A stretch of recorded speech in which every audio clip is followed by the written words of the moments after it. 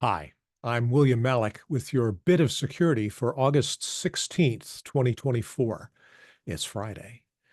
I want to talk a bit about the privacy breach involving Social Security numbers. Apparently, 2.5 billion records containing our names, addresses, and Social Security numbers were recently hoovered up and made available on the internet. And this is a real problem. It was a little over 25 years ago that Scott McNealy famously said, "You have zero privacy anyway. Get over it."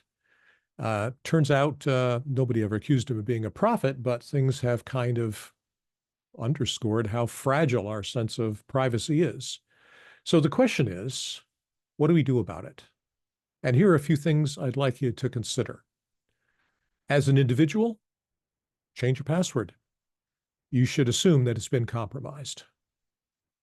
And any accounts that you're not using, I want you to cancel them, but I don't want you to just cancel them. I want you to go in first and change your personal information.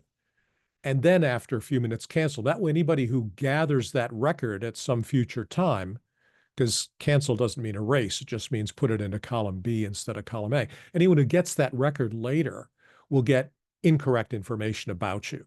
Change your birth date. You're not going to use the account anyway. And the third thing I'd like you to do is to turn on multi-factor authentication. Now, there has been some talk about whether this form of multi-factor or that form is more effective, but I'll tell you what, even a text message over your phone is a heck of a lot more secure than a static password that you haven't changed, since the Clinton administration. So do those things. If you can use a hard token, that's terrific. But if you can't, something is better than nothing. Here's the thing. This is kind of part of the philosophy of zero trust, actually. Make it harder for the bad actors to get your stuff. I mean, the reality is that if the government of Iran wants to get something about you personally, they're probably going to get it. But most attacks are scripted. The bad guys just take a whole bunch of information, they run a script against it, they try to crack sites, and if they run into a glitch, they just throw the site out. They won't take step two. It's kind of like if somebody decides they're going to take the gas out of a car, they're going to try various, gas caps, and if there's a locking one, they're probably just going to move on to the next. I mean, if they really wanted the gas out of your car, then they'd punch a hole in the gas tank and put a bucket underneath it. But that's not what these folks are doing. They just want to get it quick and move on and not have to spend a lot of effort. So the question is, do you think Scott McNealy uses multi-factor authentication? If you were him, would you? I think you would. The second thing I'd like to suggest is if you're a manufacturer, here are a couple of things you can do.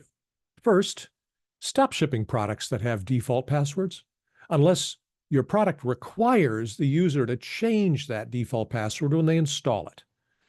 Default passwords that don't require change, they live forever. People are hacking into systems that have been in place 20 years because the default password never had to be changed. So stop doing that.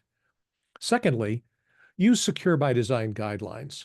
That reduces the likelihood of code bugs, and code bugs are one of the two major causes of security breaches. So just stop writing dumb code. And one way to do that, this is the third thing, is to use memory-safe languages. That stops a whole class of attacks that simply take advantage of the fact that some programs are allowed to touch memory that they really shouldn't be allowed to touch, and memory-safe languages just block those things categorically. The hardest thing is to ask vendors to put better design into their products.